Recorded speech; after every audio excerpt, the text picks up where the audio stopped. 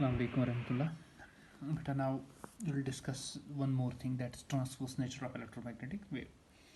देखो थोड़ा सा हमने इसके पहले मैंने आपको ब्रीफिंग दी थी regarding history and production of electromagnetic wave. उसमें आपने देखा जो इलेक्ट्रोमैग्नेटिक वेव जनरेट होती है वो मेनली किससे जनरेट होती है, एक एक्सेलरेटेड चार्जड पार्टिकल से, या डाइपोल भी हमारे पास एक basic source of electromagnetic wave होता है। आमतौर पर बेटा वेव चलती कैसे है वो मैंने आपको दिखाया। यहाँ पे एक साइनोसाइडल वेरिएशन है, साइनोसाइडल वेरिएशन में ये वेव ऐसे चलती है। लेकिन थोड़ा सा अगर आप सोचोगे कि जो भी वेव्स हमने पढ़ी है, आमतौर पर हमने देखा फॉर एग्जांपल अगर बिल्ली, बैल, गाय जब वो कहीं पे आवाज़ करती है तो हम पहचान कैसे जाते हैं। एक्चुअली जैसे वो आवाज़ करती है तो उसके मुंह के नज़दीक जो एयर पार्टिकल्स होते हैं वो डिस्टर्ब होते हैं, तो एक्चुअली वो कुछ फ्रिक्वेंसी बना रहे हैं, तो वही फ्रिक्वेंसी बाद में हमारे कान में चली जाती है और ब्रेन उसको एसेस करता है और वो अंडरस्टैंड किए एक्चुअली उसी फ्रिक्वेंसी की बेस पे हम मुख्तलिफ साउंड उसको पहचान जाते हैं। लेकिन मसला यहाँ तक मसला तो क्वाइट क्लियर है कि जब हमारे पास मटेरियल मीडियम है तो इस वेव को कौन चला के लेके जाता है, ये मटेरियल। वहाँ पे रस्सी हमारे पास, आप रस्सी को इस तरह खींचते हो तो देर पर रस्सी में एक वेव बन जाती है, तो देर पर जो वेव वहाँ पे स्ट्रिंग में जो स्ट्रिंग वेव बन जाती है वो due to particles of that rope. तो इस तरह जो भी वेव बनती है तो उसमें जो मटेरियल मीडियम होता है तो वो मटेरियल मीडियम उसको प्रोपागेट करवाती है, तो वो क्वाइट ईजी टू अंडरस्टैंड है। लेकिन जो इलेक्ट्रोमैग्नेटिक वेव है मैंने इसके लिए मटेरियल मीडियम की जरूरत नहीं है, तो तभी ये इंपॉर्टेंट वेव है, बहुत खास वेव है, क्योंकि ये मटेरियल मीडियम से चलती नहीं है। तो कैसे चलती है, मसला वही है ना, देन हाउ इट प्रोपागेट्स। तो रिमेंबर बेटा ये मैंने कहा था कोई ये दो इंपॉर्टेंट है इसमें, that's electric and magnetic field. अब देखो फॉर एग्जांपल अगर हमारे सन में देखेंगे, सन में तो रिएक्शंस हो रहे हैं कंसिस्टेंटली, हमारा हाइड्रोजन कंसिस्टेंटली किसमें कन्वर्ट होते जा रहा है, जैसे हीलियम में कन्वर्ट हो रहा है, लॉट ऑफ एनर्जी वहाँ पे प्रोड्यूस होती है, वही एनर्जी हमें कहाँ पे पहुँच जाती है, यहाँ पे पहुँच जाती है, ठीक है ना।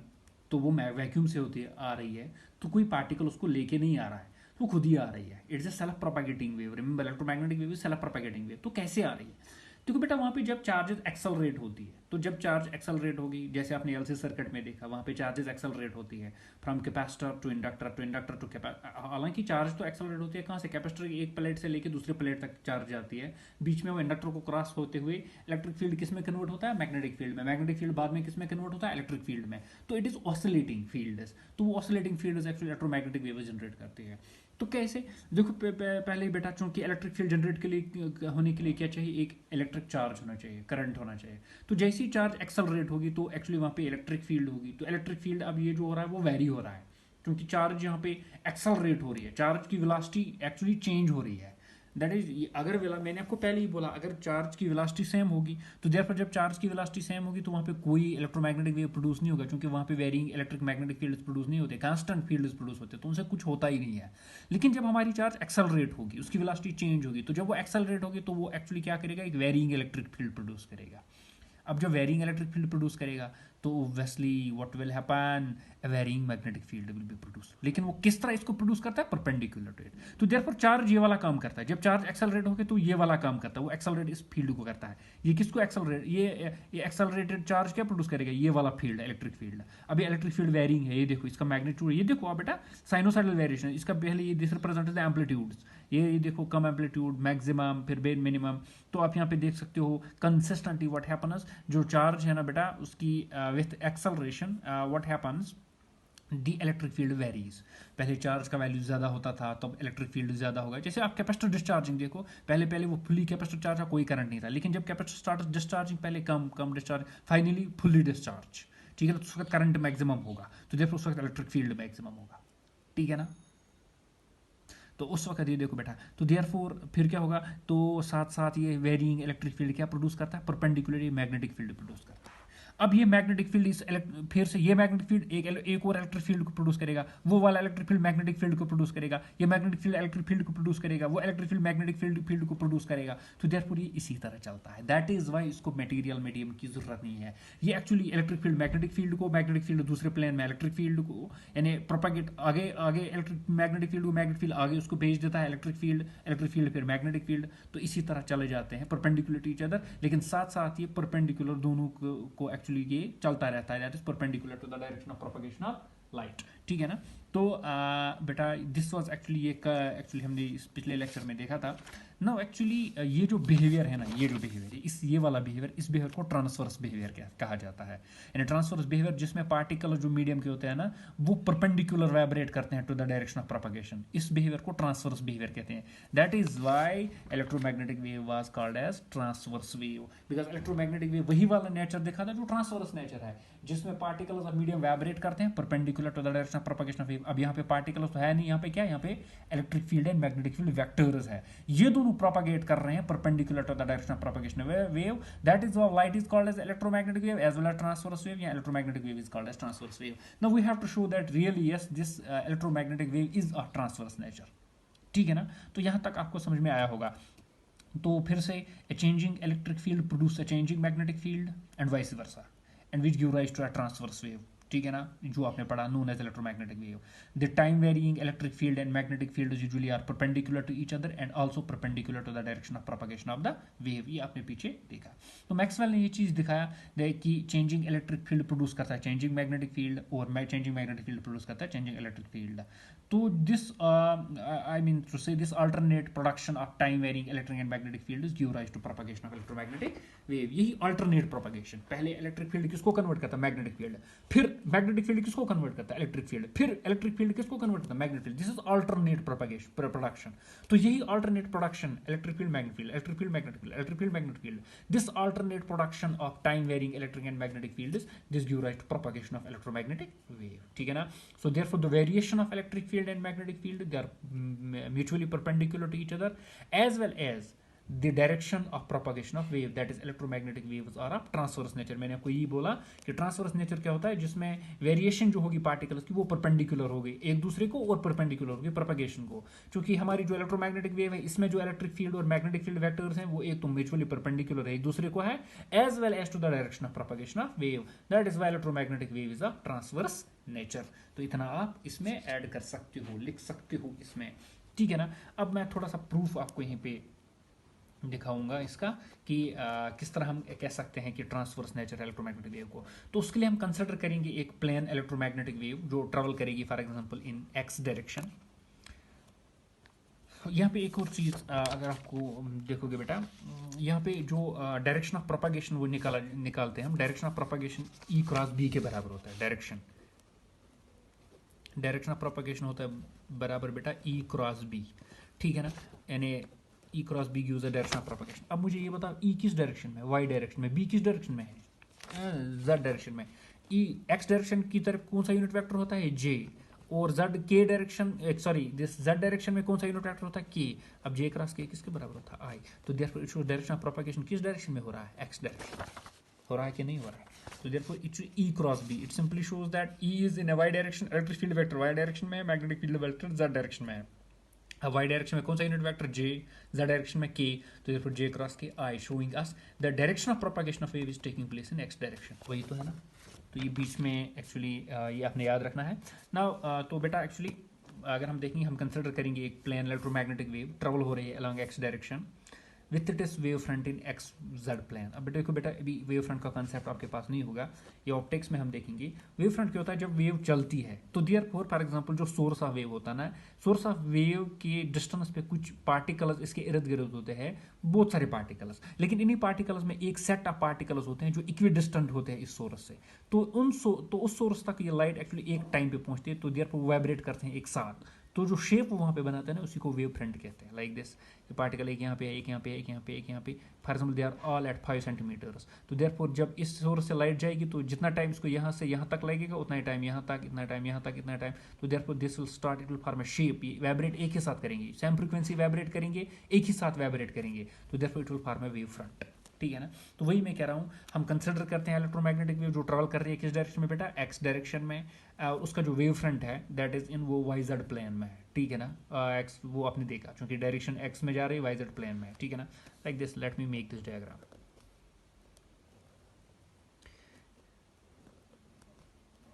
This is Y, this is X and this is Z. ठीक है ना।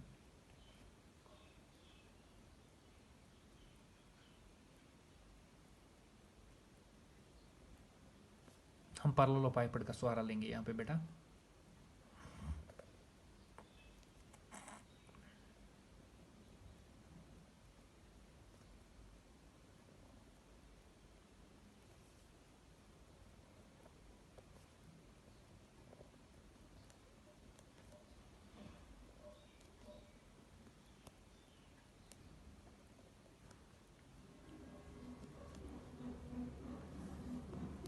दो इसको A B C D E F G H,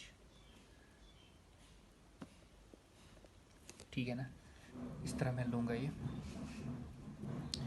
so we are considering here कि इलेक्ट्रोमैग्नेटिक वेव इस तरफ जा रही है, ठीक है ना, एक्स डायरेक्शन में इलेक्ट्रोमैग्नेटिक वेव जा रही है।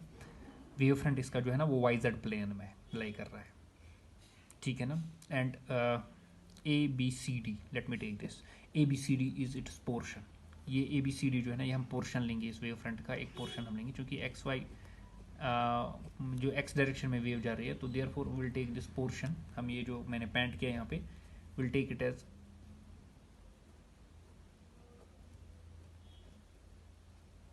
पोर्शन, ठीक है ना, with A B C D its portion, किसी भी टाइम पे portion of this wave front. अब जो values of electric field and magnetic field to the left of A B C D will depend upon this x and T, ठीक है ना।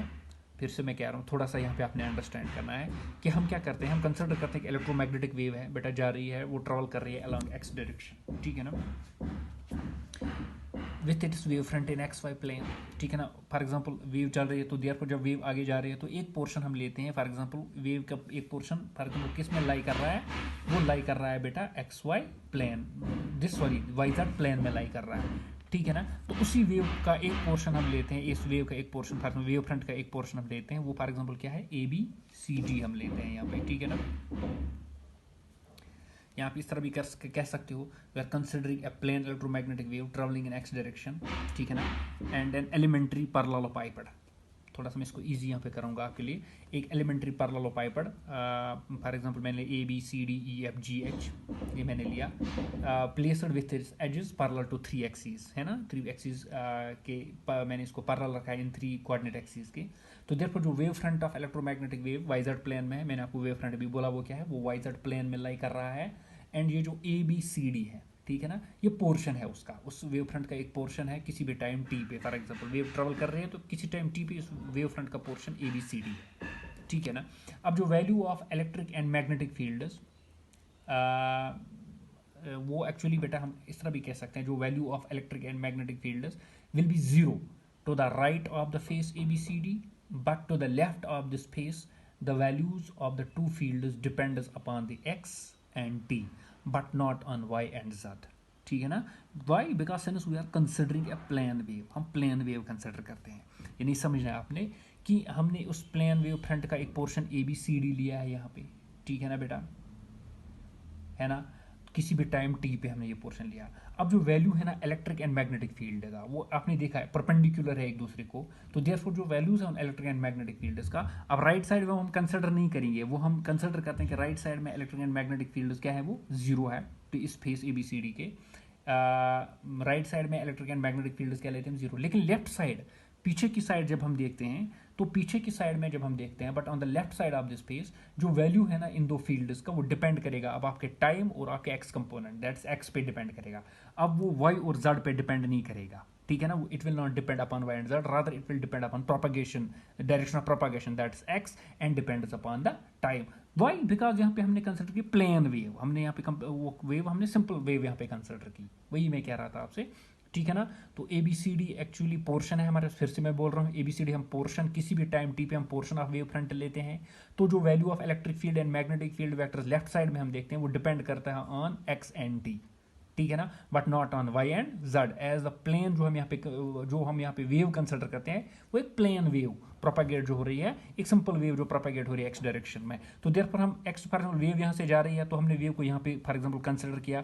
अब right side में हमने उनको नहीं कंसिडर करना, हमने राइट साइड में हमने कहा कि राइट साइड में हम कंसिडर करते हैं electric and magnetic field zero है, लेकिन लेफ्ट साइड में वो किस चीज़ पे डिपेंड करेगा, ओनली आपके एक्स पे और आपके टाइम पे, ना वो वाई पे डिपेंड करेगा ना आपको जेड पे। क्यों? क्योंकि वेव को हमने प्लेन लिया, हमने उसको इन दो वेव्स में कंसिडर, हमने प्लेन वेव को यहाँ पे कंसिडर किया, ठीक है ना बेटा। Now according to Gauss law, ठीक, चलो थोड़ा सा मैं लिखूंगा आपके लिए, थोड़ा सा मुश्किल है ये, consider a plane electromagnetic wave travelling along x direction with its wavefront in the YZ plane and ABCD is its portion at time t. ठीक है ना? The values of electric field and magnetic field to the left of ABCD will depend on X and T, not on Y and Z, as the wave under consideration is plane wave propagating in x direction, जो किस direction में propagate होती है, x direction में। ठीक है ना बेटा? अब हम कंसिडर करेंगे, ये मैंने आपको समझाया, बहुत इजी है ये। अब हम पहले हम देखते हैं कि जब हम यूजुअली वेव फ्रंट को कंसिडर करते हैं, एक पोर्शन हम वेव फ्रंट कर लेते हैं ABCD, ठीक है ना? तो देयरफॉर बेटा इसके लेफ्ट साइड में जब हम देखते हैं कि इसके लेफ्ट साइड में हम जब देखते हैं तो वो उसके लेफ्ट साइड में उसके जो electric and magnetic field components वो अब किस चीज़ पे डिपेंड करेंगे? ओनली आपके टाइम पे और एक्स कंपोनेंट पे, क्योंकि हम सिंपल वेव यहाँ पे कंसिडर कर रहे हैं। बाकी राइट साइड में हम वो जीरो ही लेते हैं। नव अगर हम गॉसेस लॉ को यहाँ पे यूज़ करेंगे, जो total electric flux across this parallelepiped ABCDEF, कुछ नाम GH, ये जो नाम हमने दिया है वो कितना है? शाबाश। According to Gauss law, the total electric flux पढ़ा है आपने Gauss law, across the parallelepiped ABCDEFGH is कितना बेटा? That is 0. Why? टोटल कितना इलेक्ट्रिक फ्लक्स इंक्लोज करेगा? ये जीरो करेगा। वाई? बिकॉज इसके अंदर कोई चार्ज है ही नहीं। बिकॉज आपने पढ़ा है जो गॉस लॉ, फॉर एग्जांपल, जो टोटल इलेक्ट्रिक फ्लक्स होता है E.ds, that is surface integral E.ds, वो एक्चुअली होता है यहाँ पे जब चार्ज आपके पास होगी। लेकिन जब आपके पास यहाँ पे चार्ज इंक्लोज होगी, लेकिन बेटा आपके पास कोई चार्ज है ही नहीं, यहाँ पे चार्ज यहाँ पे जीरो है, तो therefore simply it enclose zero charge. So therefore Gauss's law के हिसाब जो total electric flux which is across this parallelepiped is zero, because it does not include any charge, इसमें कोई चार्ज है ही नहीं। अब देखो बेटा, इसको अपने सरफेसेस में हमने क्या करना है? खोलना है, ठीक है ना? या हम ऐसा कह सकते हैं, हमने इस्टेब्लिश क्या करना है यहाँ पे? ट्रांसफरस नेचर इलेक्ट्रोमैग्नेटिक वेव का। सो देयरफॉर विल इस्टेब्लिश, हम इस्टेब्लिश करेंगे जब हम electric field and magnetic field उसको देखेंगे वो है perpendicular to the direction of propagation of wave, तभी हमको एक्चुअली इस्टेब्लिश हुआ इलेक्ट्रोमैग्नेटिक वेव। तो अगर हम रेक्टेंगुलर पैरेललोपाइपड ये कोई चार्ज इंक्लोज नहीं करते हैं, तो देयरफॉर जो electric flux across this must be zero, which is according to Gauss law. मैं बेटा इसको थोड़ा सा मैं खोल के लिख दूंगा इस तरह। Now let's go for the full mathematics. अब देखो इस E.ds, this is for whole parallelepiped. अब इस पैरेललोपाइपड को खोल लेंगे हम अपने सरफेस पे। पहला सरफेस हमने क्या लिया था? खुद ही लिया था ABCD E.ds। चूंकि यहाँ पे जो इंक्लूजर सरफेस है it consist of large number of faces. अब हम उन सारे फेस में देखेंगे इलेक्ट्रिक फ्लक्स के, एक्चुअली इन सारे फेस में इलेक्ट्रिक फ्लक्स जीरो ही है, तो देयरफॉर प्लस वो एक कौन सा है? ABCD है ना, ABCD। इसके अपोजिट जो फेस है वो है GHFE, GHFE E.ds, ठीक है ना? इसी तरह ADGE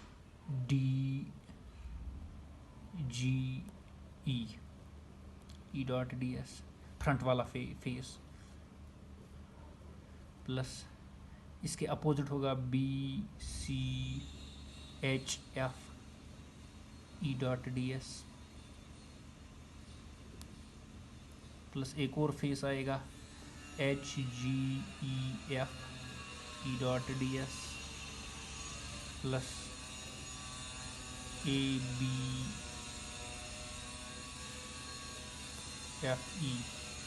HGDC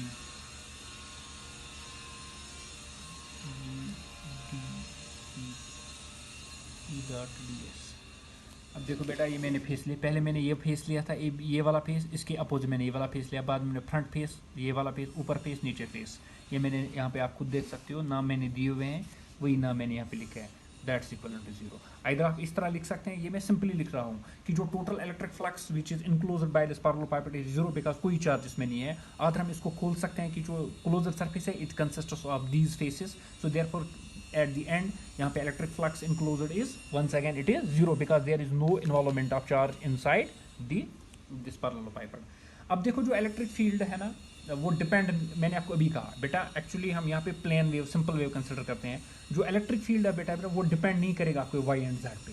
सो जो कंट्रीब्यूशन होगा ना इलेक्ट्रिक फ्लक्स को which is coming from the faces normal to Y and Z, वो axis that cancels out in pairs, ठीक है ना। Since E does not depend upon Y and Z, since E does not depend on Y and Z, therefore उनका contribution जो होगा ना इस इन side इसका वो 0 के बराबर होगा, ठीक है ना, वो कैंसिल हो जाएगा actually. therefore the contribution to the total electric flux coming from the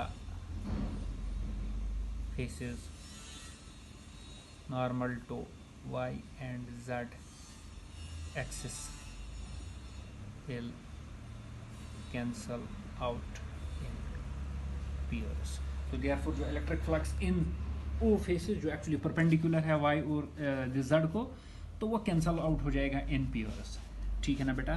for example इसमें देखो पहले कौन सा फेस आएगा, इसमें अगर हम देखेंगे बेटा तो देयरफॉर ये वाला फेस देखो एच जी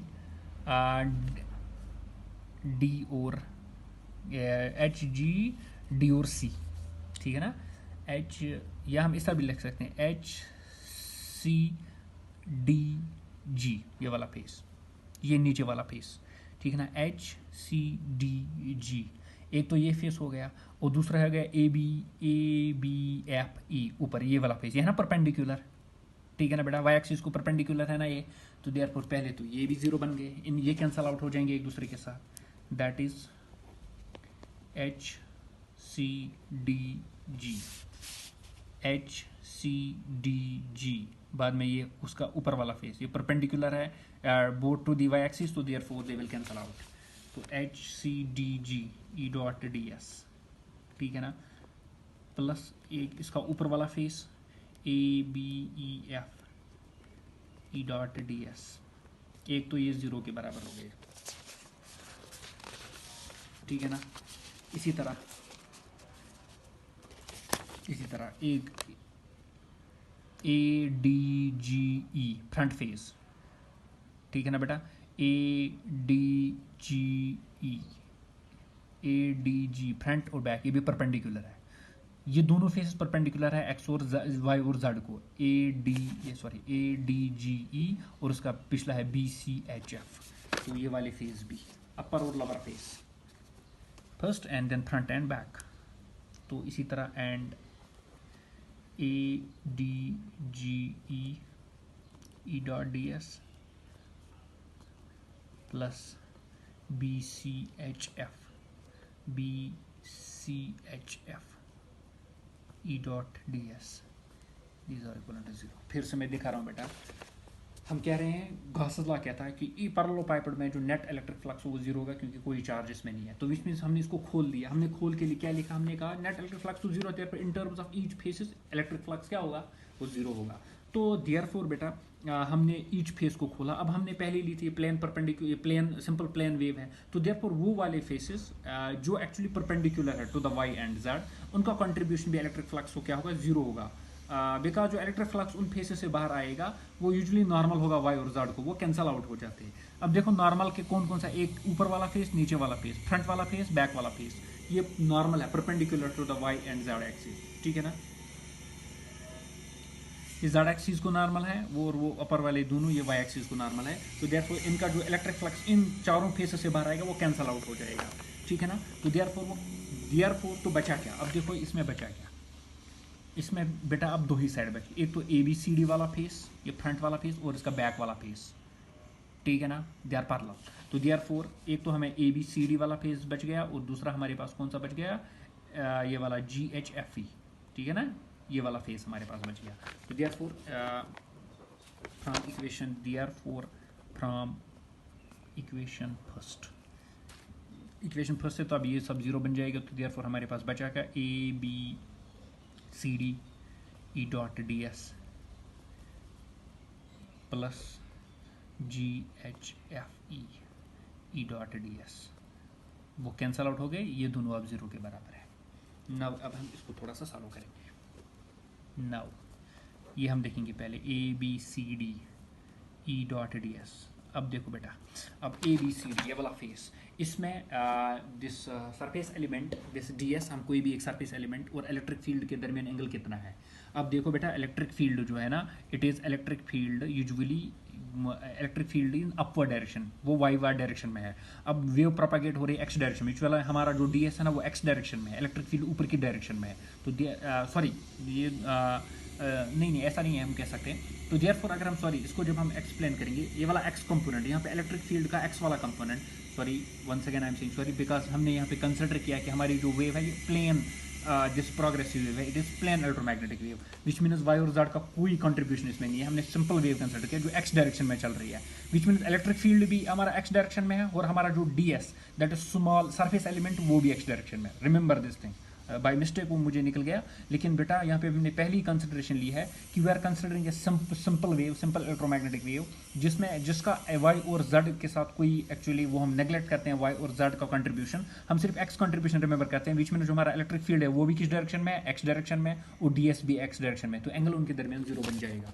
तो देयरफॉर इसको हम इस तरह लिख सकते हैं, that's equivalent A B C D, ये बन जाएगा E X D S cos zero, है ना, because A dot B A B cos theta, ये बन जाएगा ई अब मैंने देखो ये मैंने ई एक्स लिखा क्योंकि एक्स डायरेक्शन में है, d B d x D S भी उसी डायरेक्शन में, तो इनके दरमियान एंगल जीरो है।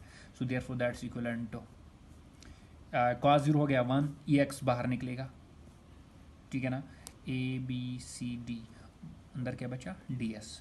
Now what is D S, that is simply area, D और integral cancel, S is area, ठीक है ना, that is simply equivalent E x into area of, वो तो फेस है, ठीक है ना, ये फेस है ना, area face A B C D, that is simply equivalent E x into वो एरिया हम एस सी लेते हैं यहाँ पे, ठीक है ना, कंसिडर करते हैं। इसी तरह सिमिलरली हमारा जो दूसरा था जी H F E dot D S, वो भी यही है जी एच एफ ई, ठीक है ना, वो क्या बन जाएगा, वो भी बन जाएगा ई एक्स डी एस, मुझे पता है एंगल क्या है। अब देखो बेटा, ये कौन सा फेस है, ये पिछले वाला, ये लास्ट वाला फेस है, ये फेस वाला इलेक्ट्रिक फील्ड आगे जा रहा है, हमारा सरफेस एलिमेंट अपोजिट है, विच मीन्स इनका जो एंगल होगा वो 180, ठीक है ना। तो therefore it is cos 180, cos 180 is -1, तो देयरफॉर माइनस आगे जाएगा तो बाहर आएगा माइनस ई एक्स डैश लेंगे हम into D S G H F E. Once again, what is ds? This is area of the face, GHFE, that is once again s. So therefore it is equivalent to minus ex dash into s. अब हमारे पास ex और ex dash क्या है? They are x components of electric field on faces ABCD and HGEF या GHFE, इन दो face पे electric field components है। Therefore ये वाली इक्वेशन मैंने सेकंड रखी। अब इनको अपना वैल्यू दो, ये वाला किसके बराबर निकला, ई एक्स इंटू एस, ये निकला minus E x into S. Therefore from equation second we simply have E x S minus E x dash S is equal to zero. दिया ना मैंने वैल्यू यहाँ पे, ई एक्स एस ये इसके बराबर है, ये निकला माइनस ई एक्स एस किसके बराबर है, जीरो के बराबर। एस कॉमन आएगा बेटा, बनेगा E X minus E x dash is equal to zero, but S हमारा एरिया जीरो नहीं है, पैरेलल पाइपेट का एरिया जीरो तो नहीं हो सकता, तो देयरफॉर जीरो के बराबर कौन है, E X minus E x dash zero के बराबर है, और हम लिखेंगे E X is equal to E x dash, ठीक है ना। ये हम इस तरह भी लिख सकते हैं. So therefore, what this equation shows? This equation shows that the value of x component of electric field does not change. अब देखो x component का वैल्यू चेंज नहीं हो रहा है, ex बराबर है ex डैश के बराबर, यानी जो x component of electric field हमारे इस डायरेक्शन में है वही इस डायरेक्शन पिछले वाले डायरेक्शन में आया जो बैक फेस पे है. तो therefore this equation shows that the value of x component of electric field does not change with time. ये इक्वेशन में देखा था कि जो value x component of electric वो चेंज नहीं होता टाइम के साथ साथ. या हम इस तरह भी कह सकते हैं electric field along x axis is static. X axis के डायरेक्शन में जो हमारा इलेक्ट्रिक फील्ड है ना वो क्या है, स्टैटिक. अब since the static electric field can not propagate the wave, अब स्टैटिक इलेक्ट्रिक फील्ड तो वेव को प्रोपागेट नहीं कर सकता, hence electric field which is parallel to the direction of propagation of wave is zero. तो therefore जो electric field parallel है ना to the direction of propagation of wave वो क्या है, zero. because देखो बेटा हमने ऊपर ही assumption ली, ये देखो assumption हमने यहाँ पे एंगल लिया 180 0, हमने e के बदले ex, मैंने वो assumption ली थी जो मैंने आपको पहले ही कहा था कि हमने प्लेन सिंपल प्लेन वेव ली जिसमें इलेक्ट्रिक फील्ड इसी डायरेक्शन में है जिस डायरेक्शन में वेव प्रोपागेट हो रही है, तभी वो एंगल 0 और 180 आया ना. तो लेकिन एंड पे हम आंसर क्या देखते हैं, हमारी जो इक्वेशन निकली, इक्वेशन ये निकली, इक्वेशन हमें क्या बताती है, इक्वेशन बताती है कि जो x component of electric field वो कांस्टेंट है, वो चेंज नहीं होता टाइम के साथ साथ. या उसका मतलब हुआ इलेक्ट्रिक फील्ड स्टैटिक है, लेकिन स्टैटिक इलेक्ट्रिक फील्ड तो वेव को नहीं चला सकता ना, वो हमने देखा static electric field can not propagate the wave. तो इसका मतलब क्या है, इसका मतलब ये है कि जो इलेक्ट्रिक फील्ड पैरेलल है ना to the direction of propagation of wave that is zero. That's electric field parallel to the direction of propagation of wave is zero. That is ex dash is equivalent ex is zero. इसका मतलब क्या हुआ, इसका मतलब हुआ electric field is perpendicular to the direction of propagation of wave. का मतलब हमारा जो इलेक्ट्रिक फील्ड है ना वो क्या है, परपेंडिकुलर डायरेक्शन, वो पैरेलल नहीं है. इसी तरह हम similarly it can be proved for the magnetic field that magnetic field is also perpendicular to the direction of propagation of wave. अब दोनों electric and magnetic fields are perpendicular to the direction of propagation of wave, so electromagnetic wave is transverse nature, because transverse nature यही होता है जिसमें actually particles perpendicular हो to the direction of propagation. अब यहाँ पे हमारे पास particles के बजाय electric field vector and magnetic field vector है, तो ये हमें clearly दिखाता है कि electric field यहाँ पे perpendicular है. इसी तरह हम दिखा सकते हैं magnetic field भी perpendicular है. ठीक है ना. फिर से मैं बेटा बोल रहा हूँ आपको, आप ये सुन के लिख लेना, खुद ही लिख लेना कि दिस इक्वेशन, ये वाली इक्वेशन, this equation shows that the value of x component of electric field does not change with time. We can say that electric field is static along x axis. Since static electric field cannot propagate the wave, therefore electric field parallel to the direction of propagation of wave is zero. That's Ex is equivalent to zero. It means that electric field is perpendicular to the direction of propagation of wave. Similarly, it can be proven for magnetic field that it is also perpendicular to the direction of propagation of wave. Since both electric and magnetic fields are perpendicular to the direction of propagation of wave, so electromagnetic wave is a transverse nature.